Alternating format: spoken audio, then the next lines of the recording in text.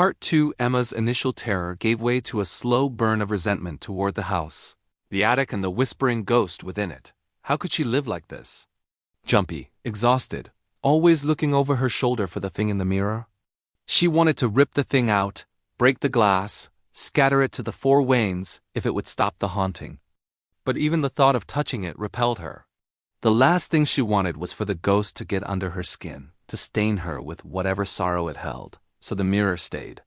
And Emma sought refuge downstairs, in the living spaces where the ghost seemed less able to reach her. She threw herself into the daily grind of schoolwork, part-time job, and evenings spent with friends. But the relief was only temporary. There were mirrors everywhere, shop windows and glass tabletops, even the steel surface of the refrigerator. She couldn't escape her own face, the constant fear of what might lurk behind it. She started wearing hats, anything to cover up, to alter her reflection, to keep the ghost from latching onto her. But it was useless. Elisa was persistent. One Saturday morning, Emma woke to the sound of scraping metal. Startled, she sat up in bed. Someone was outside her window. Tapping, Emma got out of bed and hurried to the window. The girl on the other side was about Emma's age. She wore a long coat despite the warm weather. She scraped the window again. "Who are you?" Emma asked cautiously, pulling the curtains apart. "What do you want?" The girl mouthed something that Emma couldn't hear. "I can't hear you," she yelled. "Are you trying to sell me something?" The girl shook her head, frustration evident on her face. Then she did something unexpected.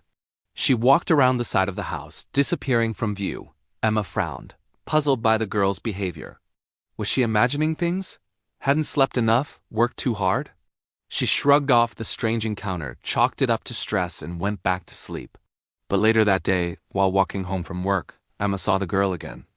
This time she was sitting on a wall by the side of the road, sketching something in a notepad. "Hey," Emma called out, hoping to finally get an answer. The girl looked up, startled. She quickly shut her notepad and tried to climb down the wall. "Wait," Emma said. "Can I help you?" The girl hesitated, then nodded and jumped down. "You were here this morning," Emma said, gesturing toward the house. The girl followed her gaze and sighed. "I need your help," she whispered. Emma stared, unsure of what to say.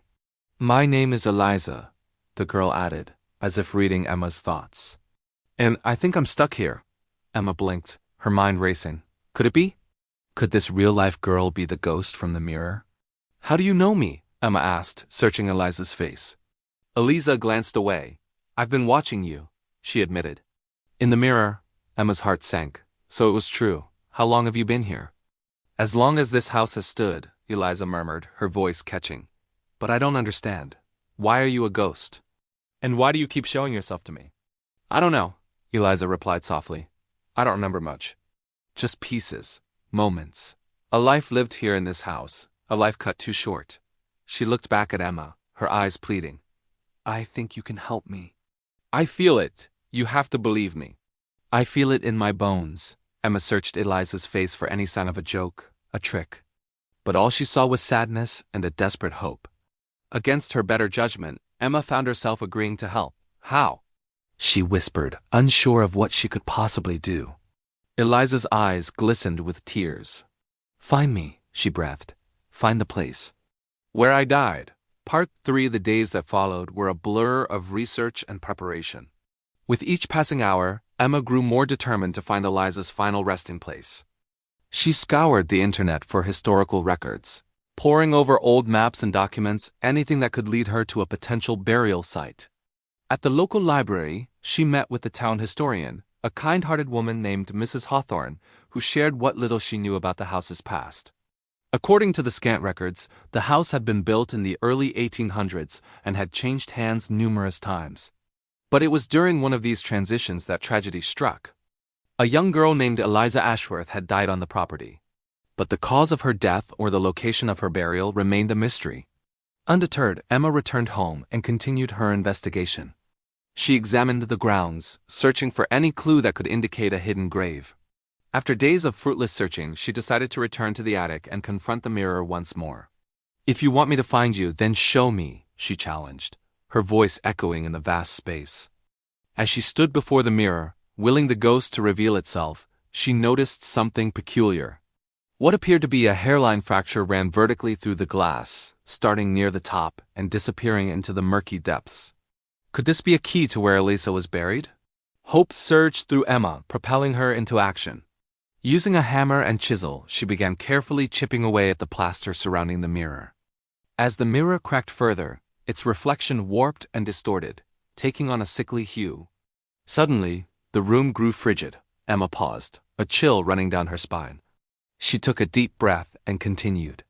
To her astonishment, the mirror shattered, not into 1,000 tiny pieces, but into 5 large segments.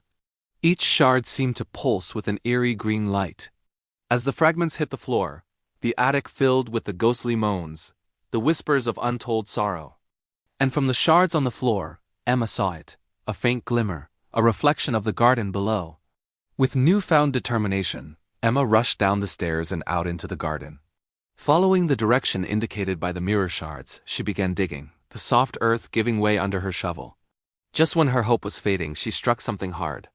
Brushing away the dirt, she discovered a small wooden box. Inside lay a small silver locket. As she opened it, a faded photograph slipped out. It showed a young girl with long flowing hair, the same girl whose face haunted Emma's dreams. On the back, a name and date were engraved: Eliza Ashworth, 1847. Overwhelmed with emotion, Emma realized she had found Eliza's final resting place.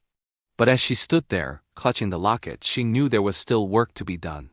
She needed to bring Eliza's spirit to rest. With the help of Mrs. Hawthorne, Emma arranged for a proper headstone to be placed at Eliza's grave. Finally, a place to honor the girl's memory. As the headstone was being set in place, Emma returned to the house alone. She climbed to the attic, her steps echoing on the bare floorboards. In the corner where the mirror once hung, she placed the locket and the photograph. "Rest now," she whispered. "Your story will be told." That night, as the rain beat against the windows, Emma slept soundly for the first time in weeks. The house was quiet, the attic silent. The mirror was gone, but its absence brought a sense of peace rather than unease.